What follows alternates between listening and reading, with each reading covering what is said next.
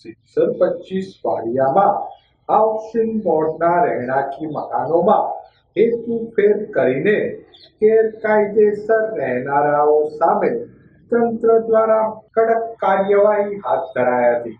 પ્રાપ્ત વિગતો અનુસાર વર્ષો અગાઉ સરકારી જગ્યા ખાલી કરાવતી વખતે વિસ્થાપિત લોકોને સિત્સર ખાતે ગુજરાત હાઉસિંગ બોર્ડ દ્વારા આવાસ ફાળવવામાં આવ્યા હતા.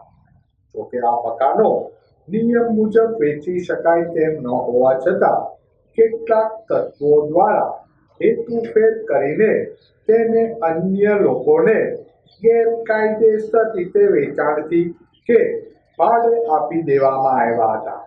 એટલું જ નહીં, આ રહેણાંકી મકાનોમાં ગેરકાયદેસર ધાર્મિક સ્થળ બનાવી દેવાયું હોવાનું તેમજ મોટા પાયે ગેરકાયદેસર વીજ કનેક્શનો મેળવાયા હોવાનું સામે આવતા તંત્ર દ્વારા આકરી કાર્યવાહી શરૂ કરવામાં આવી હતી. ઝુંબેશ અંતર્ગત આજે વીજ તંત્ર દ્વારા 20થી વધુ ગેરકાયદે વીજ જોડાણો સ્થળ પર કાપી નાખવામાં આવ્યા હતા.